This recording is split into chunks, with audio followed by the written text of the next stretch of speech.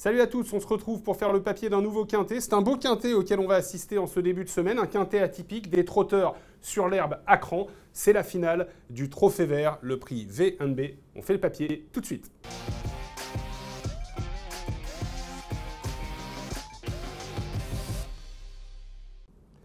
Alors première chose à dire pour cette finale qui va se disputer donc sur l'herbe, évidemment, corde à droite à cran, c'est qu'il n'y aura que 2 poteaux de départ. Parfois il y en a 3 et on va rendre 25 mètres à partir du numéro 11, Fréja Dupont. Donc un seul rendement de distance.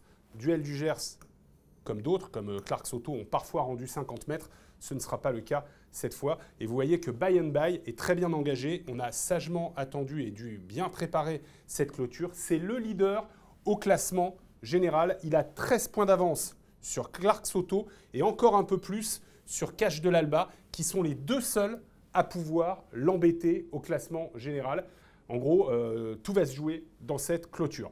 Ça reste un quintet, donc évidemment, on va l'étudier, même si l'intérêt sportif est conséquent. On va d'abord, vous connaissez mon credo au trot, parler de ceux qu'on ne va a priori pas garder, ou en tout cas sur lesquels on se pose de sérieuses questions. C'est le cas notamment pour Carlita Girl, qui a été dominée la dernière fois à Agon-Coutainville. Ce n'était pas une étape du Trophée Vert, mais elle a été dominée. Elle a assez peu de références à ce niveau sur l'herbe. Je ne suis pas persuadé que ce soit une première chance. Dédé de Montauran est un cheval très sympa qui a beaucoup pris d'argent au trot monté. Il se retrouve désormais confronté à des tâches pas évidentes au trot attelé. Il a couru corde à gauche de façon très moyenne à Grenade-sur-Garonne. Auparavant, il avait une bonne performance. Là, on était à Royan, vous le voyez, donc sur l'herbe, mais c'était dans un lot nettement inférieur à celui qu'il affronte aujourd'hui. Il ne battait que Clyde Delaroche, qui n'est pas une première chance dans cette finale du Trophée Vert. Clyde Delaroche, justement, vous le voyez, la ligne avec Dédé de Montauran, il terminait pas très loin l'un de l'autre, mais je trouve que vraiment le lot aujourd'hui, lundi, est beaucoup plus fort. DS de Guéron, entraîné par un homme très habile, Pierre-Louis Dezonnette, qui n'a pas véritablement de grands titres sur l'herbe ces derniers temps, qui a été disqualifié la dernière fois à Agon-Coutainville, mais qui, sur ses meilleures valeurs, aurait une chance et l'engagement n'est pas mauvais. Donc je me dis que c'est peut-être un risque de l'éliminer complètement, on verra tout à l'heure. Même chose pour Diadem Blue, qui va retrouver ce retour d'Oscar, qu'il a affronté récemment sur une piste en dur au Sable d'Olonne. Il a été nettement battu par ce retour d'Oscar. Diadem Blue, il n'a pas de titre récent sur l'herbe. Son avant-dernière course également dans un lot très fort dans l'Ouest, il était 6e, était assez bonne également, mais bon, dans ce lot, ça ne paraît pas simple. Vous l'avez compris, je ne retiendrai a priori pas, sauf si vraiment on arrive à détacher 4 bases solides, Carlita Girl, Dédé de Montauran, Clyde Delaroche. Pour DS de Guéron, Diadem Blue, c'est peut-être un peu plus ténu. On parle du leader, du circuit, By and By, il a couru 6 étapes, il en a gagné une. Il a pris beaucoup de place, c'est le leader incontesté, il est engagé vraiment au ras du recul. C'est une priorité au papier pour les places, parce que pour se gagner, ça ne sera pas simple. Retour sur l'étape qu'il a gagnée, donc ça remonte, c'était le début de ce Trophée Vert. Gagné à Villeneuve-sur-Lot, c'est pas l'étape la plus relevée de l'année. Vous voyez les chevaux qu'il battait, la Dorunbim, Calimero du Tilleul, Emancourt d'Azif, Chris Louis Porgen qui a ensuite fait de très belles choses à Caen. Bon, c'est pas le Trophée Vert, l'étape du Trophée Vert la plus relevée. Néanmoins, ensuite, il a figuré dans des courses de meilleur niveau, donc on va évidemment lui faire une place sur un ticket, mais plus pour les places, il semble barré pour la victoire. Easton of My Life a lui aussi bien fait dans le Trophée Vert. D'abord, il vient d'être 2e sur l'herbe à Villeneuve-sur-Lot, et il a ce jour-là réussi à prendre une 3e place. On était au milieu du mois de juillet, dans une des courses vraiment référence, derrière Fréja Dupont, derrière Duel du Gers, devant By and By. Mais regardez, By and By, ce jour-là, rendait 25 mètres, ce qui n'est pas le cas de Easton of My Life. Aujourd'hui, ils sont à poteau égal, donc au papier, surtout qu'ils n'étaient pas loin l'un de l'autre, avantage à By and By, qui a 25 mètres d'avantage par rapport à Easton of My Life sur cette ligne. El Tigre Sega est un cheval irréprochable. Il a gagné 11 courses sur l'herbe, 11 victoires sur une piste en herbe.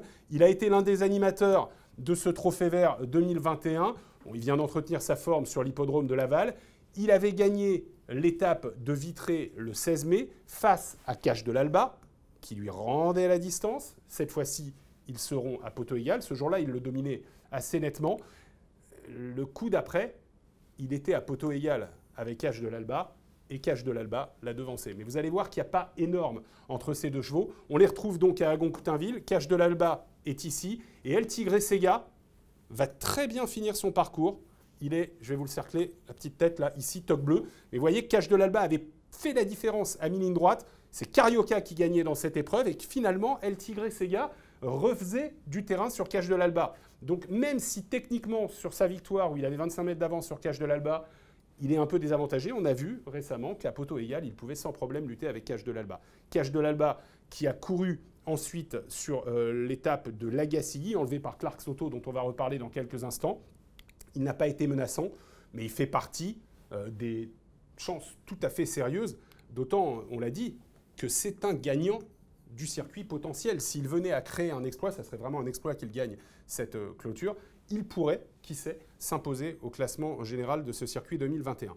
Voilà pour les chevaux du premier poteau qui sont incontournables. Mais vous l'avez compris, il y a vraiment des concurrents redoutables à 25 mètres. Mais il y en a un dont on n'a pas parlé en tête, parce que ce sera sûrement le cheval le plus joué en tête, c'est Diego de Cao. Diego de Cao, toutes ses victoires ont été acquises sur l'herbe. Il a gagné plus de 20 victoires sur des pistes en herbe. C'est vraiment un spécialiste. Vous voyez, ses gains, il a pris 271 000 € depuis le début de sa carrière. Il en a pris 200 000 sur l'herbe. C'est-à-dire que c'est vraiment un grand spécialiste. Et il a été vraiment impressionnant la dernière fois sur l'hippodrome de Montier-en-Der. Elvis Duvallon était de la partie, il rendait 25 mètres, mais Elvis Duvallon était ferré. Ce jour-là, Exosnou, qui était en tête et qui avait animé la course, avait dérobé un peu sur sa gauche. Et Diego de Cao était venu dominer très sûrement pour finir. Vous voyez Elvis Duvallon qui est ici, il termine très loin, dans les mêmes conditions techniques de rendement de distance que ce lundi, mais c'était une course absolument pas visée pour Elvis Duvallon qui était ferré. Et aujourd'hui, Elvis Duvallon sera dans sa meilleure configuration dans ce trophée vert, plaquer les antérieurs, déferrer les postérieurs. Diego de Cao, lui, était déjà déferré des 4 pieds. Donc évidemment, Elvis Duvallon, qui est un super cheval, qui a lutté avec Firecracker, qui a des titres, sera redoutable dans cette finale. Parlons maintenant de Clark Soto. Clark Soto qui reste sur 2 étapes victorieuses. Il avait fait une petite deuxième course de rentrée à Royan, pas trop menaçant, et ensuite il a gagné successivement à Lagacilly et à Granville. C'est un cheval qui est capable de gagner ce trophée. S'il gagne la clôture et que By and By termine assez loin, il devrait pouvoir s'imposer dans ce trophée. Mais bon, encore faut-il gagner cette clôture à cran. Bon, ce jour-là, il avait réalisé une super perf à Granville. Vous voyez que Duel du Gers courait bien.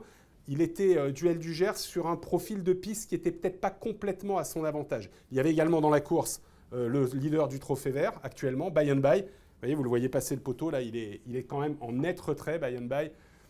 On voit que Clark Soto et Duel du Gers étaient quand même nettement devant. Clark Soto, je vous le disais, a gagné une autre étape sur l'hippodrome de Lagacilly. Il devançait By and By. En rendant 50 mètres, By and By avait 25 mètres de rendement de distance, donc ça fait 25 mètres entre les deux. Ça sera de nouveau le cas.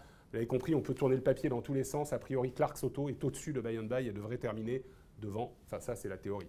On enchaîne avec Fréja Dupont, qu'on va revoir, Fréja Dupont qui est en forme, qu'on va revoir, elle vient de bien courir à Vincennes, dans une étape qu'elle a gagnée. Mais alors, ce jour-là, avant de voir la vidéo, on regarde les conditions. C'était l'engagement de l'année dans le Trophée Vert pour Fréja Dupont, qui rendait 25 mètres, mais Duel du Gers, deuxième, en rendait 50, By and By en rendait aussi 25, Clark Soto en rendait 50. Or, cette fois-ci, elle sera au même poteau que Duel du Gers, au même poteau que Clark Soto, et par rapport à By and By, elle aura 25 mètres à rendre. Donc vous voyez que ce n'est pas les conditions techniques idéales pour Fréja Dupont. Néanmoins, elle gagnait bien ce jour-là, pour finir, à la grande joie de Jean-Michel Bazir, qui est un local qui adore l'hippodrome de Royan, où il a plein d'affinités, et elle venait gagner. Et d'ailleurs, cette victoire permettait à Fréja Dupont de confirmer qu'elle revenait bien, parce qu'on avait vraiment eu un début de saison pour elle qui n'était pas terrible. Il y avait également Duel du Gers, qui, vous voyez, n'était pas battu loin, et By and By qui terminait là. Et vous avez vu également Easton of My Life, qui terminait tout près. Et on l'a dit tout à l'heure, Easton of My Life retrouve tous ses chevaux dans des conditions peut-être un peu moins avantageuses. En tout cas, la forme de Fréja Dupont est sûre et elle devrait être dans le coup. Là, on parle de Duel du Gers. Vous l'avez vu dans la course de Royan. C'est tout simplement le lauréat de la clôture 2020. Il va tenter de défendre son titre victorieusement. La seule différence pour Duel du Gers, qui sera bien sûr déféré les 4 pieds, c'est que l'année dernière, avant de gagner la clôture à cran, nettement devant Clark Soto d'ailleurs, il avait gagné 3 étapes. Cette année, il a pris des places, on l'a vu à Granville, mais il n'a pas réussi à gagner d'étape du Trophée Vert. L'année dernière, je vous le disais, victoire devant Clark Soto, poteau égal, même configuration, il rendait 25 mètres, ils étaient tous les deux à 2008. Le Duel du Gers gagnait vraiment nettement, vous le voyez, une 16-8, une 10-16-2, c'est quand même un écart assez conséquent. Est-il tout à fait dans la même forme que l'an passé? C'est pas sûr.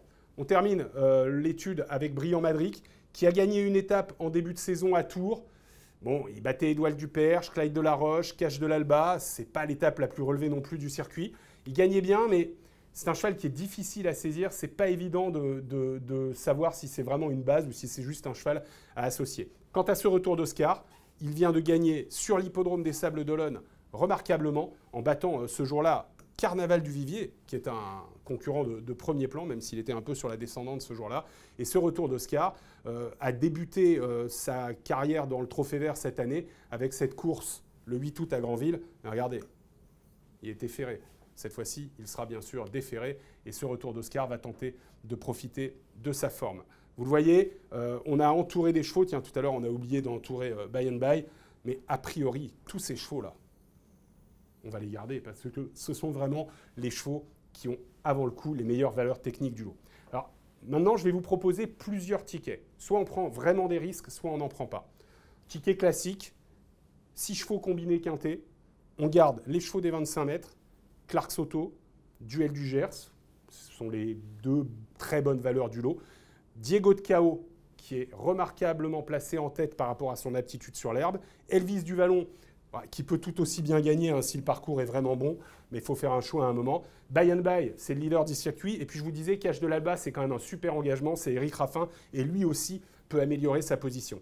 On resserre le jeu, on joue en plein, ça coûte 12 €. Ensuite, on peut prendre des bases.